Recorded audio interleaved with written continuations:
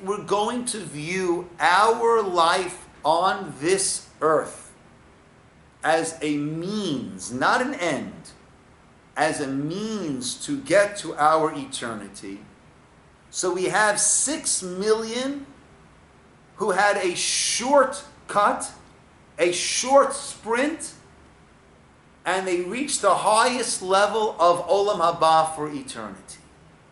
That is a way, putting in the context of our discussion before, that I can maybe, that's how it was Tov.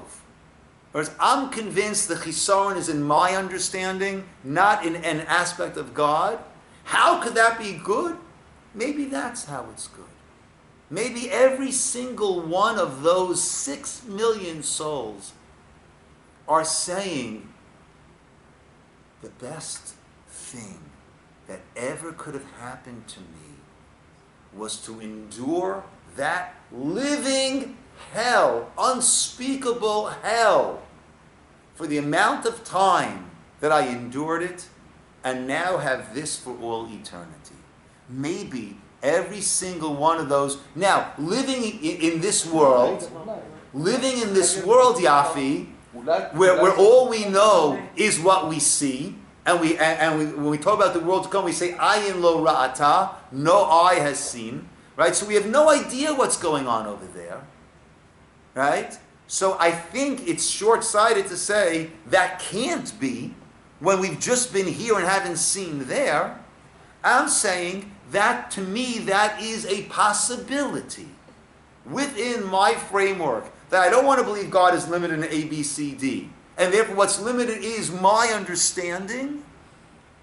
So then maybe every single one of those 6 million are saying, wow, that was the hell that I endured was worth it for what I have now for eternity. Maybe.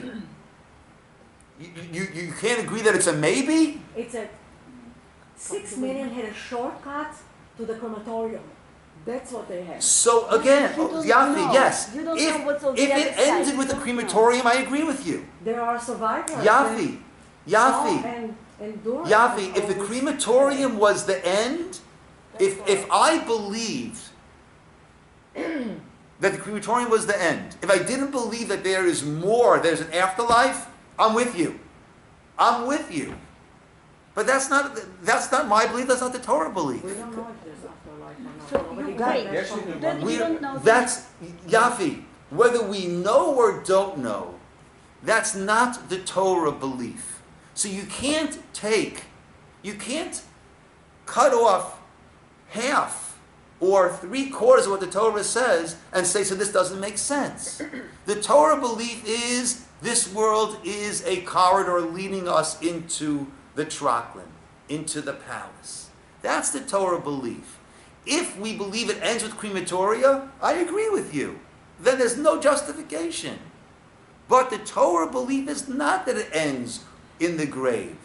That ends this stage, and death is Gesher HaChaim, the bridge of life to the next stage. I agree with you. We cut that off, no justification. But that's not my belief. That's not the Torah that we have, that it all ends over here. If that's the case, then I think everyone has to agree that there's a possibility that we don't know, we can't see it, we haven't experienced it, but there's a possibility.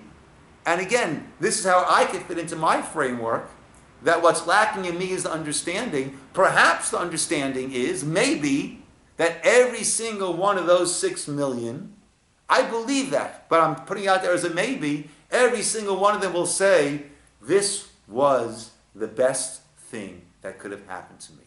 We living in this world, not having seen past the crematoria. But nobody wants to go there. Janet. So, No. per the low eyeing, As since today, we if somebody said kills somebody, is the Our- best. discussion.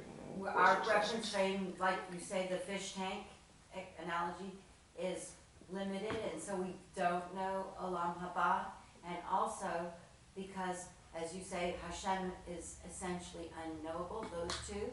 Maybe that's why Ramban never answered the question, because intellectually and emotionally and everything, we can choose, but the most honest choice is that we do not know the limits of Yeah. our boundaries. And- yeah. And since Hashem is unknowable, we don't know the characteristics of Hashem between those two choices. Fair enough. So I'm with you on that. we will continue to be mystified, but really to say that you choose, that's probably not the best operating procedure, because then we're operating from premises which we can't verify. Either way we choose. You know, I your didn't follow. choice. I didn't follow the last thing you said. I'm sorry. But if Hashem is limited, we don't have data for, or any knowledge of Hashem to know that. Correct. Or if. Correct. That's what I'm saying. But the Torah makes it very clear. But you said But people but have to but, choose. but putting aside the Torah, the point that I'm making is we can't have it both ways. I understand. Meaning, you can't have it that I don't want to believe God's involved because God's too kind. To me, that's an even greater act of cruelty to not be involved if he has the ability to. So either, that's what I'm saying, the choice is either we're limiting God or we're limiting our understanding. And I would just add that being that an essential part of the Torah is that this is the corridor leading to the Gesher HaChayim, the bridge of life, to the next stage. So that, to me, being that that is part and parcel of the Torah package, so that makes it a lot easier for me to swallow the pill of that I don't understand, because I have no clue what's going on afterwards. I read, all right, but I've never seen, I've never experienced it. So therefore, right, what happens afterwards, right, that can, and I believe will, justify everything that we don't understand here, as that rabbi who survived the Holocaust said. Dov. Okay. How many people here understand and agree with Hashem is Dayan HaEmet? What does it mean? True judge. Okay, well, that's the How issue. many people here agree with that? That's the issue that we're discussing, Dov. And That's exactly But that's how the issue many that we're people discussing. agree with that?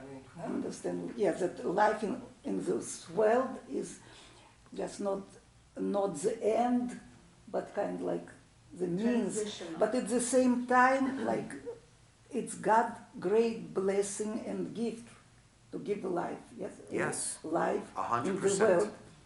And okay, the proverb that means and justifies means. It is kind to do with this. why?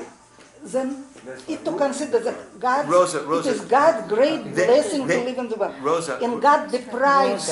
Rosa, the end justifies the means. What that prophet is saying is, if in the end it works out, no matter how dishonest, no matter how wrong it was going there, right? It's okay in the end. That's not what we're saying. We're saying that we don't understand, right? You know, in this week's Parsha, right? As a parent chastises a child, Hashem Elokecha miyasreka. Hashem, your God, how do they translate it? End of verse 5. Chastises you, right? Let me ask you, does a parent do certain things for a child that the child doesn't understand, the child's upset about, the child cries about, the child thinks it's the worst thing in the world? Of course, right? And a parent who will say, listen, my 4-year-old is really upset by this. I'm not going to, I'm not going to, he really wants to go running around the street at night. And he's really upset that I'm not letting him. I don't want to upset him. I'm going to let him do that. Of course not. The parent says, I know what's best for the child. And kicking and screaming, I'm not going to let my child harm myself. I'm going to force my child to take their antibiotic. As much as they're screaming that they hate it and they hate me, I'm going to make them take their antibiotics. Right? That is God in this world. Right? The difference in understanding, I think we would all agree, the difference in understanding between a 3-year-old and an adult is very small compared to the difference in understanding between us and a God, creator of the universe. So if we understand it by a parent and a 4-year-old or a 10-year-old, then I have no problems accepting that between my understanding and God's understanding.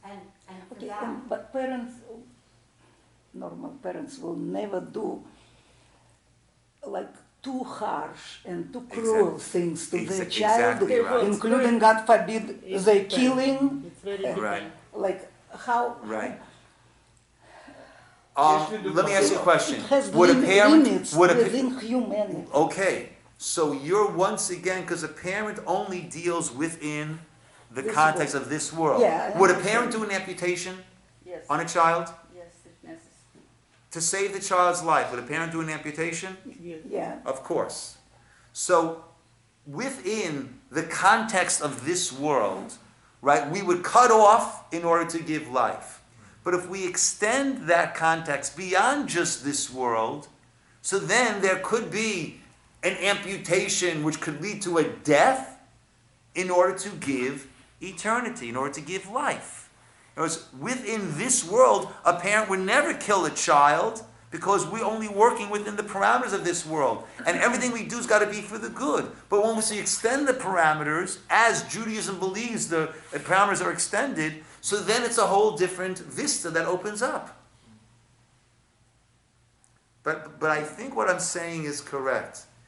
Every person, putting aside what the Torah tells us about God, right, which stacks the deck, but putting all that aside, a person needs to decide when it comes to the Holocaust, it comes to tsunamis, it comes to, you name it.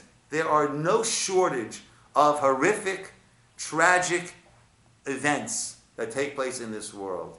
Either a person needs to decide there's something lacking in God's knowledge, ability, care, act, or there's something, or it's not lacking in God, and what's lacking is in my ability to understand, because I only see a very limited scope. Even in this world, I see a limited scope.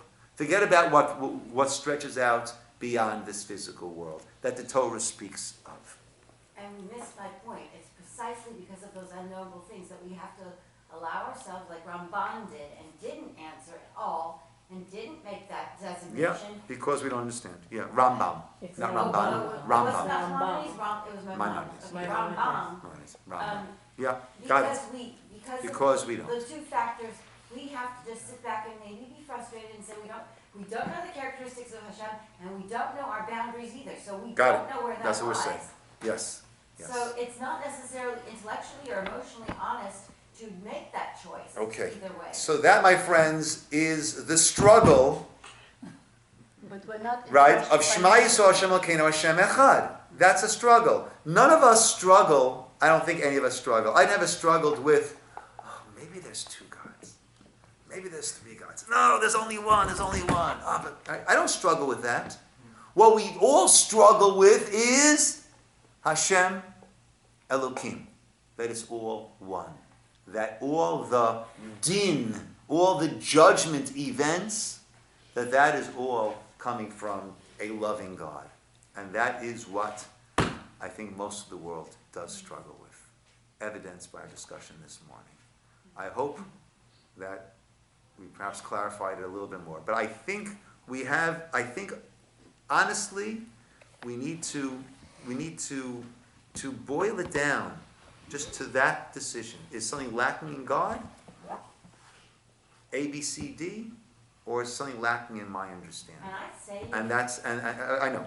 Let me end. I like to have the last word. I'm the rabbi. That's what every person needs to really sift down and decide. Okay, we'll call it. And over it here. doesn't matter whether you I deeply collapse. believe or Don't. not, just do it. Yeah, we have to believe, but it doesn't Yeah. matter whether we understand. And God